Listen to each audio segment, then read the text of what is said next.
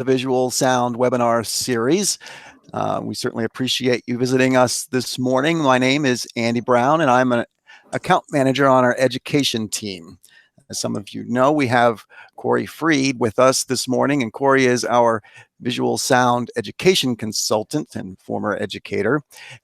She is both Google and Microsoft certified, has classroom and plenty of technology experience. So she's able to share with us some great tips and tricks. And she will be sharing Microsoft Teams this morning. But just so that we have a good attendance and we can share with you some resources after this call, if everyone could at this time click the chat button in the top right corner and enter your email address. That way we can email you resources after today's call. All right. And with that, once everybody does that, we can certainly get started. Yep. All right. We see Aaron, Sue, George. Thank you. All right. All right, So Corey. thanks, Andy. So as Andy said, the call is being recorded. As we were mentioning before we started recording, I have already begun putting up those resources.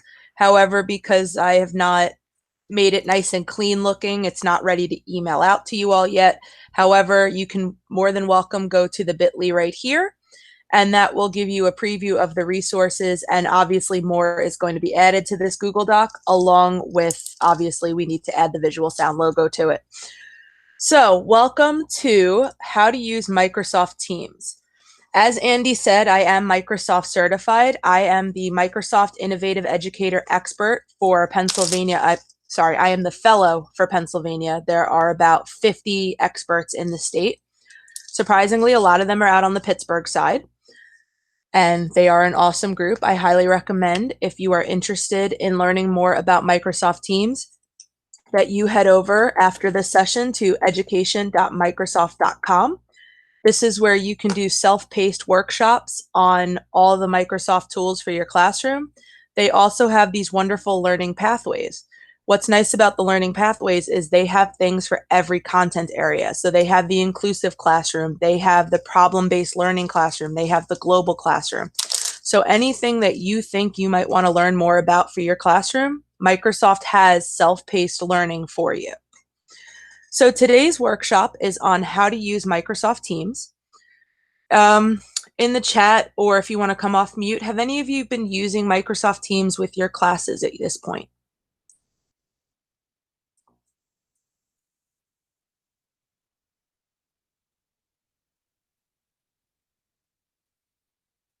All right, so Sue's been using it. So Microsoft Teams is a really cool program because it kind of acts as a catch-all for the Microsoft tools, and it gives your students a one-stop shop. Rather than having to go to check their classroom, then check their other database, then check their learning management system, and go to a different site for using video chat, everything is connected in Microsoft Teams. You also, in Microsoft Teams, have the cloud right there. There's also OneNote is built into Teams. Unfortunately, because I do not have an education Teams account, I cannot show you all of the OneNote features of Teams, but we can talk about it. So Erin just said she doesn't know if her school is using it. Erin, the easiest way to check if your school is using it is, well, the easiest way to check would be to email your school's administration. But if you don't want to do that, if you, and I don't remember the Microsoft website for it, so let me go here, and I will put the link directly into the chat for you to make this easier. So right here where it says get started for free, enter your school email address. If your school is signed up, then you will be able to access it. If your school is not signed up, it'll say you're not eligible. Reach out to your school admin. So that's a really easy way to check if you don't want to call your school first and ask them. I would call your school and ask, though, because I know that we were actually talking about this earlier, that Some schools, you have these kids now that one teacher has them going to Zoom and one teacher has them going to Google and another teacher has them going to Canvas and another teacher has them going to Nearpod. It's confusing the kids. It's confusing the parents. You want to kind of try to find that consistency among your peers so that all the teachers are sending the kids to the same place. It makes it easier for everyone and it reduces the headaches. I know those of you who are parents are probably agreeing with that statement right now. So I see that you wrote that you're using mostly Zoom and Google Meet. So that's the reason why I made that little disclaimer there. All right, so Microsoft Teams is really cool because you can set it up. Now, some of you have used programs like Google Classroom or Canvas or Edmodo, and you know that you create a separate class for each class. So if you're teaching 4 sections of biology and 1 section of chemistry, you might have 5 classes. So the same thing with Teams. You can set a team for each concept. You'll notice that when you're in the education version, when you click join or create a team, it gives you options. You can create a class, you can create a PLC, so basically staff members is the same as classes, except they call it something different, so it sounds like it's nicer. It's the same concept. You have a leader and you have the members. The PLC, everyone is equal, and anyone, everyone is equal. The reason I say equal is because you can do settings. So when you have your class set up, you as the teacher will have more functionality than the students. They're kind of locked down a little bit. So to create your team, you would click create a team and select what type of team. Next step is to just name the team and click start.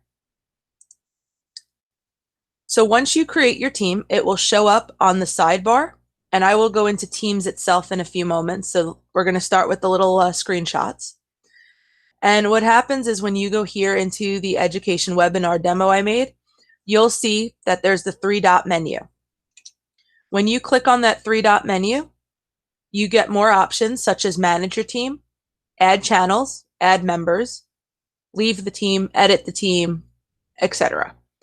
So channels are these individual topics over here. And the point of the channels is to help you organize a little bit. So as you can see in my demo, I have classwork and homework. I know some schools, the teachers just leave general and that's it. Some schools will have, or when I say schools, I mean teachers. Some teachers will have everything organized, like every single class period will have its own channel. If it's an ELA teacher, they might have a channel for Romeo and Juliet, then they have a channel for short stories. So they just make the different channels to help organize a little better. It is really a personal preference that's up to the teacher. We all know that students are pretty fast to figure stuff out. So if you set it one way, the kids are going to figure it out. So in addition to the channels, each channel has tabs and bookmarks. So as you can see in this sample, this is the general tab, and it gives you posts, files, and resources. You also have this lovely plus sign that says add a bookmark. So to help you understand what certain built-in functions are, the posts is going to be like your message board, your wall, just the thread that tells you everything going on in the channel. Your files is your cloud.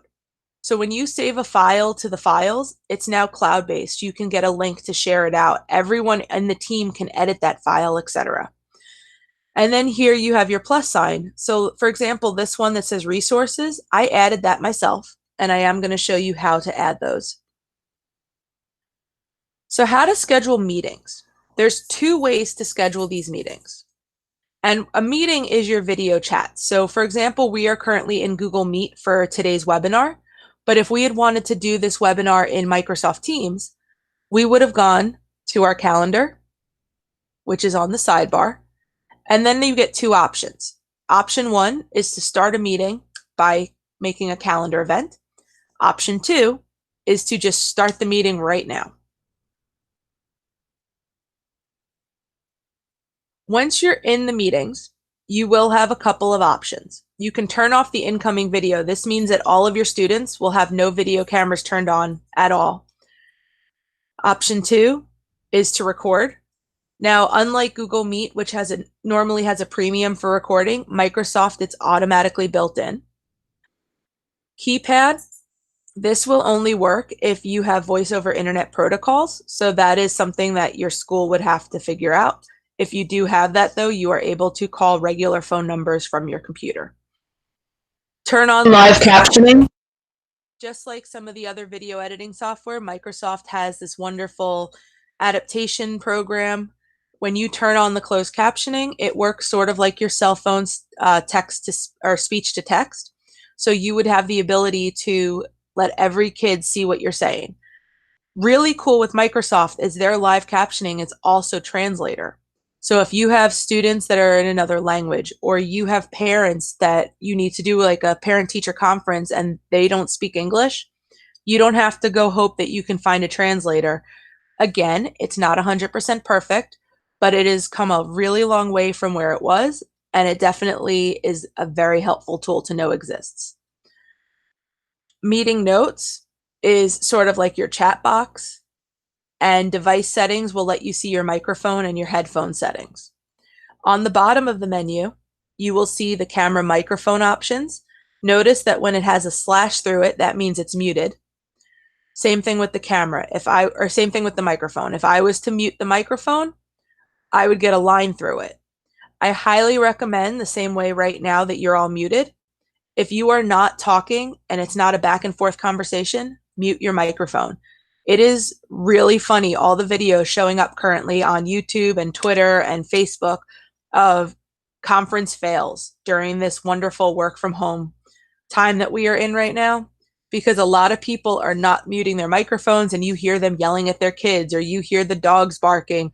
Or there was a really bad video the other day of a woman's husband walked behind her during a business conference call, and he was like dancing with headphones on, had no idea she was in a work meeting. So if you're not talking or you just want to be safe, turn off your camera and microphone unless you specifically need to have it on. Recommend that for your students too. Teach them good etiquette. Screen share is what I'm doing right now with you on Google, where you are seeing my computer screen. The three dots pull up the menu. Chat and participants. This lets you obviously the chat box and see who else is in the call. And then when you're ready to hang up, you just click end call.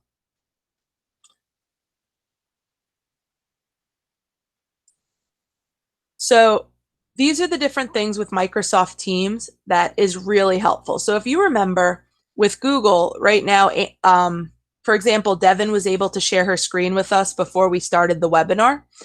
If you are just an attendee, you do have the ability to speak and share video, but that's your video. If you want to share content and share your actual screen, you have to be the presenter or the organizer. So this is where Microsoft has kind of given the teacher a little bit more power, because the teacher can limit what the attendees do. The attendees can't mute each other. They can't kick each other out. They can't let each other in. Only the organizer and the presenter. You'll notice that presenter and organizer have all the same roles. The difference is the organizer is the one that set up the calendar event. The presenter is everyone else. The organizer says, hey, do what you need to do. So that's the biggest difference between Microsoft Teams and Google Meet, is that Microsoft allows the presenter to have a little bit more control over the members of the workshop. So I am going to minimize this presentation now and take you directly into Teams, because I want to show you how some of these other things in Teams work. So here is our sample. And as you can see, I have up here my resources, and this is actually a really poorly designed Wakelet, which is why I decided to switch to that Google Doc that I showed you earlier, because the Wakelet, while an amazing resource, is kind of very big and clunky looking, and it's not as easy to navigate. I just saw someone pop a question in. So someone just asked, is there any way to control when the students share their screen? So in Microsoft, I believe that you can give the teacher or give the student the permission to share their screen, but they can't just share it on their own. So how I'm currently sharing, if Devin wanted to share her screen again, it would show, but my screen should be the one pinned. I believe it's the same thing with Microsoft. They can share their screen, but only the teacher can decide which one is big on the screen. I can double check that and get back to you though with an exact answer. So if you wanted to add a resource as a bookmark, you would click the plus sign and you'll see it says add a tab, turn on your favorite apps. A lot of the programs that you are using is available here on the tab list. So for example, I showed you already that Wakelet is one of those tabs. Some of the other programs that you can create a tab for, like Flipgrid. So you can go click Flipgrid, click add the tab, and now it's going to make me log in. So that's not, I wasn't logged in. I'm not going to waste time right now doing that. But that would add a tab up here that says Wakelet.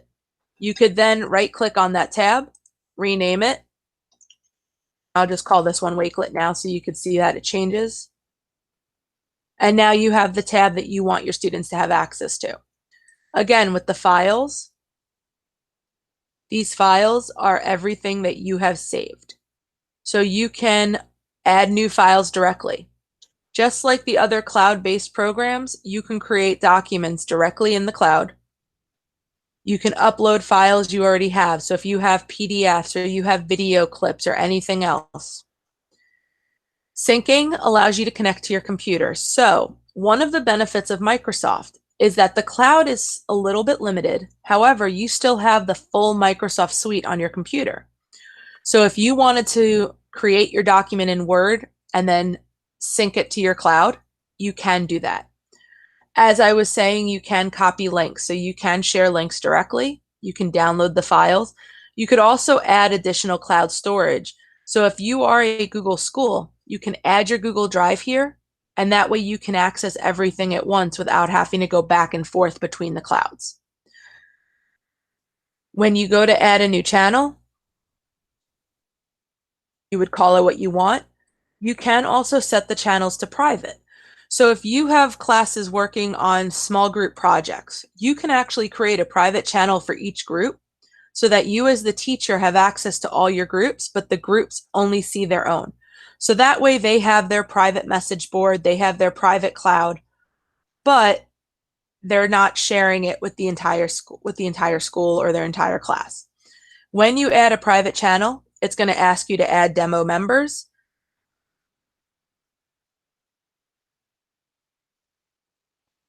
I am going to add, apparently Andy Brown is not in my thing.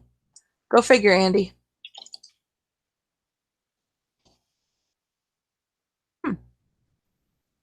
Oh, you know why? No, I figured I know why it is. Because I didn't add you to my demo. I didn't add you to my full class, so I can't add you to a private channel within the class. So if I was to go up here and add Andy as a member of the education webinars, now he pops up. And now I could add him to that private channel. So you can't like add kids from other classes to the channels. They have to be in the class in order to put them in the channel. So I apologize for thinking that Andy was already in my webinar class. So now I could add him to this private channel. Going back to the general channel, you can see here it gives you a detail of everything going on. I changed the team description. I added the Wakelet. I added the channel. I deleted the channel. Your students won't be able to add or delete channels. However, if they were to do anything, you obviously see everything here. You also have this nice little chat box. So you can send comments. If you wanted to call out a specific student, you use the @ symbol just like any other social media. As I just pick on Andy because he's the only one I added to the class. And now Andy was tagged. So when Andy logs onto Teams next time, his activity up here will show a little icon letting him know he was tagged in a message. And when he clicks on it, he'll see a rundown of every time he was tagged or mentioned. You can also do that for the class as a whole. So if I wanted to make sure every student got a notification that I posted, I would do the @ symbol and I would put the name of the channel.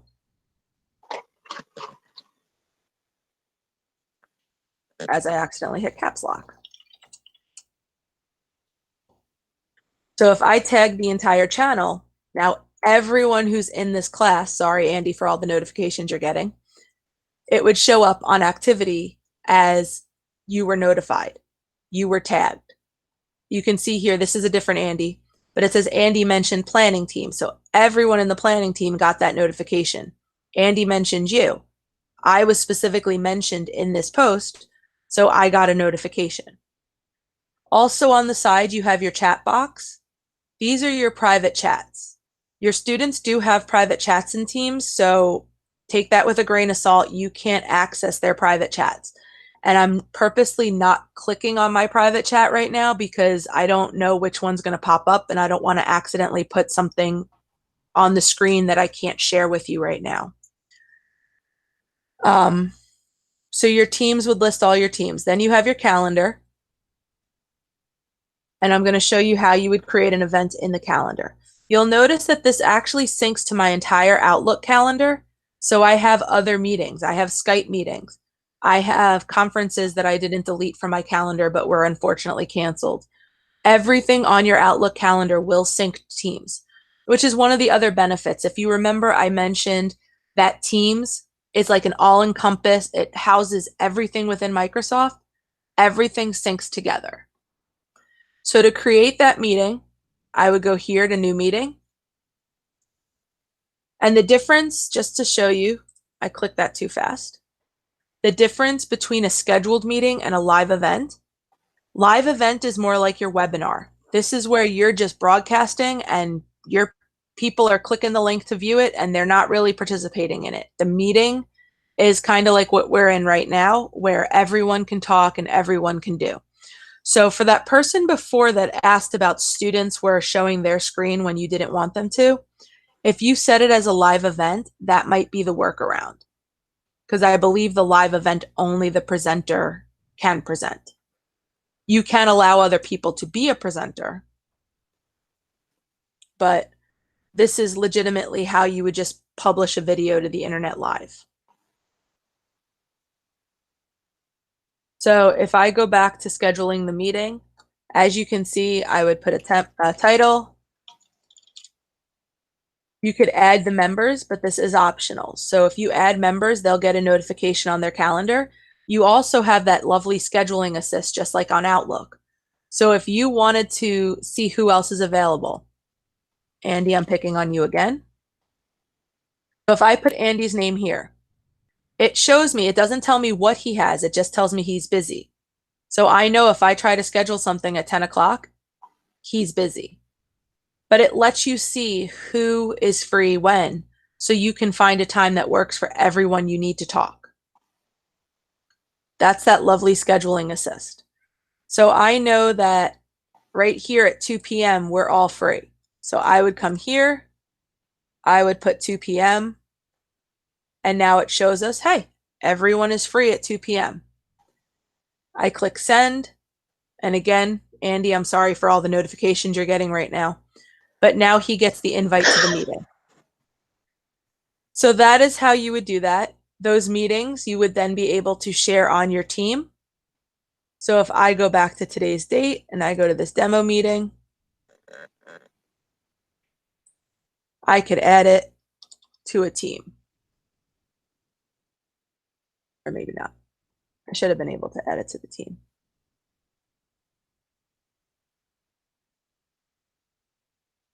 I will double check that and let you know, because there is a way to add it directly to the team. If you can't add it directly to the team, though, you could always come here to the join the meeting, copy the link, and then post that link in the meeting. So again, I will double check if you don't want to manually invite every student. There should be a way within the team to create that event.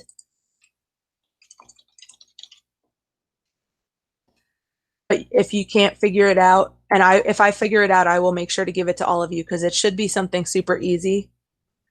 But right there is the link, and then everyone would just click on the link at meeting time, and it lets you come in. So right now I'm going to open the floor up for questions. If you have any questions, you can come off mute or you can type them in.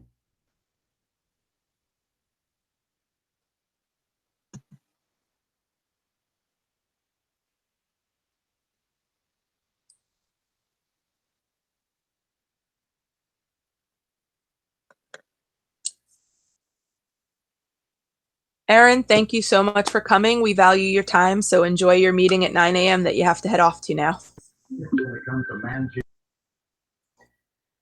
Does anyone else have any questions or comments? Again, you could type them or you can come off mute. It is totally up to you.